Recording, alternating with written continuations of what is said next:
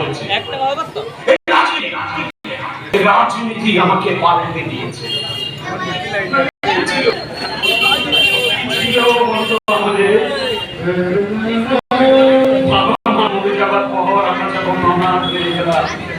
সামান্য কথা তোর নামটা স্কুল থেকে কেটে দেওয়া হয়েছিল, ঠিকমতো টিফিন দিতে পারতাম না বলে তোর বন্ধু বান্ধবরা টিফিন খেত, টিটকিরি মারত, মনে আছে? পরিচালন সমিতির লোকজন আমাকে স্কুলে ডেকে নিয়ে গিয়ে বলেছিল, এই গরিবের ঘোড়া লোক কেন, যাও না মেয়েটাকে দিয়ে, ওই বোনটাকে দিয়ে দুটো জামা কাপড় সেলাই করবে, দুটো পয়সা আসবে, মনে পড়ে তো?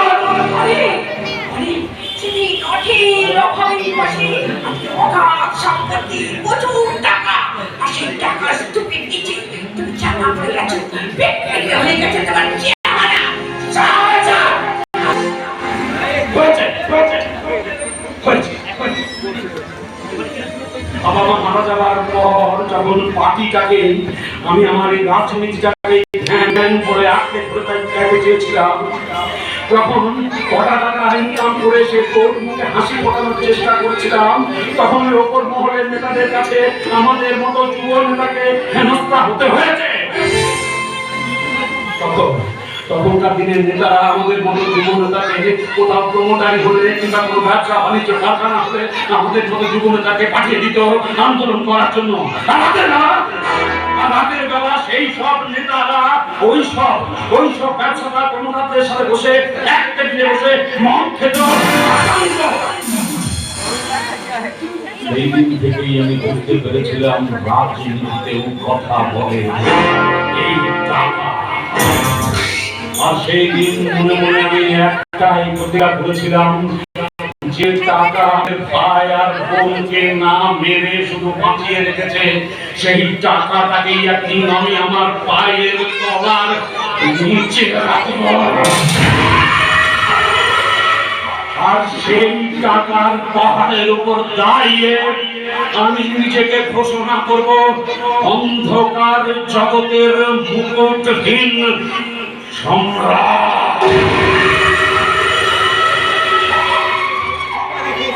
আর আমার এই অশ্বমেধের ঘোড়া যে বা যারা সাথে চাইবে তাদের হাতগুলো ভেঙে ছুঁড়ে দেব।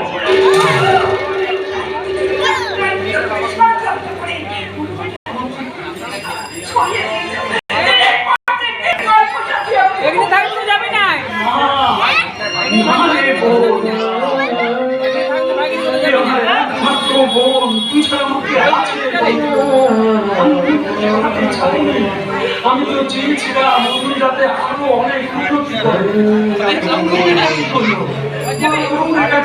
আমাকে কর্ম বানিয়ে আমার রথের চাকাটাকে আটকে দিতে চাইলো।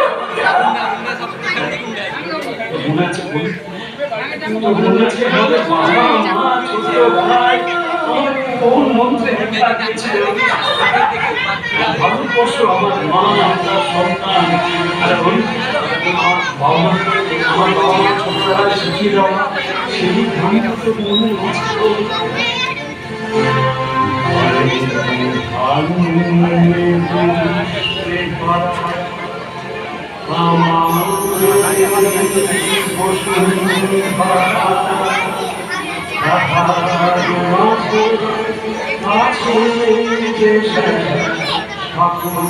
দেশে